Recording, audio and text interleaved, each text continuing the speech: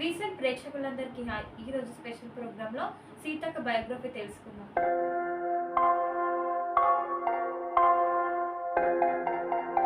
సీతక్క రెండు తెలుగు రాష్ట్రాల్లో కూడా ఈ పేరు సుపరిచితమే. ఈమె అసలు పేరు ధనసరి అనసూయ సీతక్క. సీతక్కగా అందరికీ సుపరిచితం. 52 ఏళ్ల సీతక్క జీవితం తెరిచిన పుస్తకం. 15 ఏళ్లు మావోయిస్టు ఉద్యమంలో పనిచేసిన సీతక్క ఉద్యమంలో ఉన్నప్పుడే నందమూరి తారక రామారావు ఉమ్మడి రాష్ట్ర ముఖ్యమంత్రిగా ఉన్నప్పుడే ఆయన ఇచ్చిన పిలుపు మేరకు వనం వీడి జనంలోకి వచ్చారు. తర్వాత టీడీపీలో చేరి ఎమ్మెల్యేగా గెలిచారు.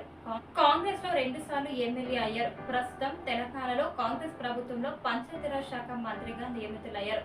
సీతక్క వరంగల్ జిల్లా ములుగు మండలం జగన్నపేట గ్రామంలో ఆదివాసీ కుటుంబంలో 1971 జూలై 9న జన్మించారు. సమ్మయ్య సమ్మక్క దంపతులకు సీతక్క రెండో సంతానం. సీతక్క ప్రభుత్వ పాఠశాలలోనే చదువుకుంది. ప్రజా సమస్యలపై స్పందించే గుణం సీతక్కకు చిన్నతనం నుంచి అలవరింది. ప్రజలపై జరుగుతున్న అనేక అన్యాయాలకు చదువుతున్న రోజుల్లోనే ప్రశ్నించేది.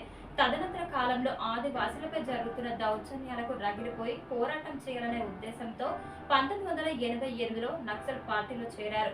15 ఏళ్లు మావోయిస్టుగా ప్రజల సమస్యలపై పోరాటం చేశారు.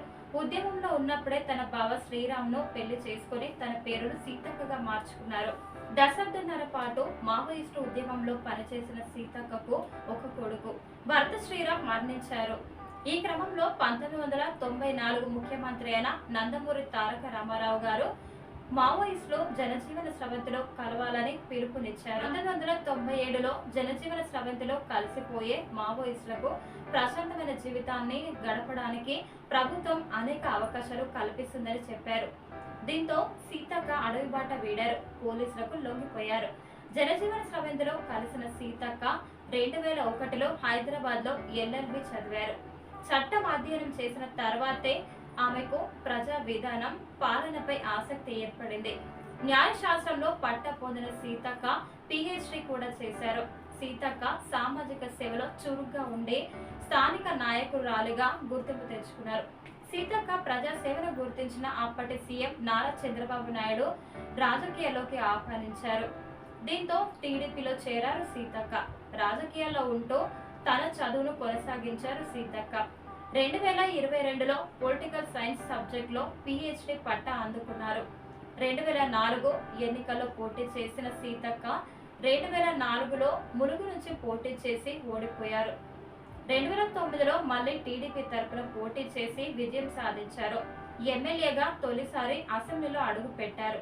2014 ఎన్నికల్లోనూ టీడీపీ తరపున పోటీ చేశారు. కానీ టీఆర్ఎస్ అభ్యర్థి చందులాల్ చేతిలో ఓడిపోయారు. 2017లో రేవంత్ రెడ్డితో కలిసి సీతక్క కాంగ్రెస్ పార్టీలో చేరారు. 2018లో ములుగు నుంచి కాంగ్రెస్ అభ్యర్థిగా పోటీ చేసి గెలిచారు. కరోనా సమయంలో ఆదివాసులకు అండగా ఉన్నారు.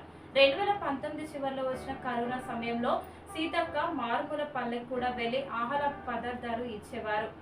వరించిన మంత్రి పదవి. తాజాగా 2023 అసెంబ్లీ ఎన్నికల్లోనూ కాంగ్రెస్ తరపున ములుగు నుంచి బరిలో నిలిచారు. సీతక్కను ఓడించేందుకు అధికార BRS అనేక ప్రయత్నాలు చేసింది. కేటీఆర్ అయితే స్వయంగా సీతక్కను ఓడిస్తానని ప్రకటించారు. కానీ ఆమె చేసిన సేవకు ఆదివాసీలు అండగా నిలిచి మరో హక్కును చేర్చుకొని అసెంబ్లీకి పంపించారు. కాంగ్రెస్ అధికారంలోకి రావడంతో సీతక్కకు మంత్రి పదవి వరించింది. పంచాయతీరాజ్, గ్రామీణాభివృద్ధి, స్త్రీ శిశు సంక్షేమ శాఖల మంత్రిగా పదవి బాధ్యతలు స్వీకరించారు.